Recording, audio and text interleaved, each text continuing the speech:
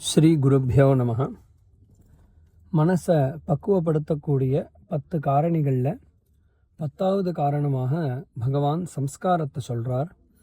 சம்ஸ்காரம் அப்படிங்கிறது நல்ல பழக்கங்கள், மனசில் ஆழமாக இருக்கக்கூடிய பழக்கங்களுக்கு சம்ஸ்காரம் அப்படின்னு பெயர். நல்ல ஆழமாக பதிஞ்சிருக்கக்கூடிய பழக்கங்களுக்கு சம்ஸ்காரம் அப்படின்னு பெயர்.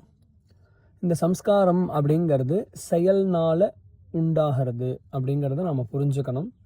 அதாவது செயல் அப்படின்னு சொன்னால் சரீரத்தினால செய்யக்கூடிய செயல், வாக்குனால் பேசுகிற விதம், காரியம் செய்யும் முறை, வாக்குனால் பேசும் முறை, மனசினால் நினைக்கக்கூடிய முறை, இந்த 3 விதமான கர்மாக்களை, செயல்களை நாம் எப்படி செய்கிறோம் அப்படிங்கிறத மனசு உள்வாங்கி பதித்து வச்சுக்கும்.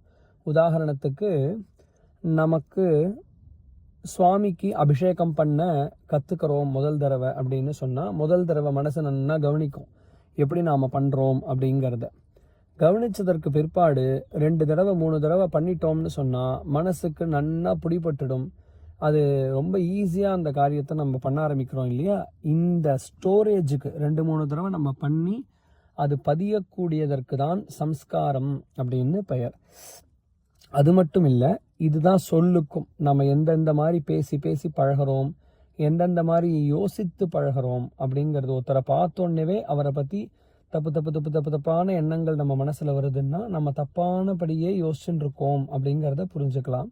ஸோ முன்னாடி பண்ண கர்மாக்களினுடைய ஒரு இருப்பிடம், அந்த கர்மாக்களினுடைய அதை பண்ணின பழக்கங்கள் இருக்கே, அதை சேமித்து வைக்கக்கூடிய ஒரு விஷயத்துக்கு தான் சம்ஸ்காரம் அப்படின்னு பெயர்.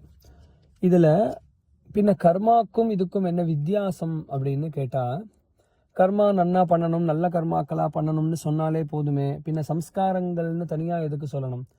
கர்மாவை ஒழுங்காக பண்ணாலே சம்ஸ்காரம் ஒழுங்காக இருக்க போகிறது அப்படின்னு சொன்னால் அது அப்படி இல்லையாம். பகவான் சொல்கிறார், நாம் செயலிலையும் மனசில் எண்ணங்கள் அளவிலையும் அதே மாதிரி பேச்சு அளவிலையும் 3 விதமான செயல்கள்லையும் நாம் ஏதாவது தவறுதல் பண்ணிட்டா கூட, கர்மாவில் ஏதாவது தவறுதல் பண்ணிட்டா கூட, நாம் அந்த கர்மா முடிஞ்சதும் இந்த தவறுதல் என்னோட அஞ்ஞானத்தினால நடந்தெடுத்து, அகங்காரத்தினால நடந்தெடுத்து, பகவத் கிருபையினால் இதுக்கப்புறம் இந்த கர்மா செய்யும் பொழுது நான் இந்த தவறுதலை செய்ய மாட்டேன், இந்த மாதிரி பேச மாட்டேன், இந்த மாதிரி சிந்திக்க மாட்டேன் அப்படின்னு நமக்குள்ளே நாம் சொல்லிண்டா நல்ல சம்ஸ்காரமாக அந்த கர்மா மாறும்.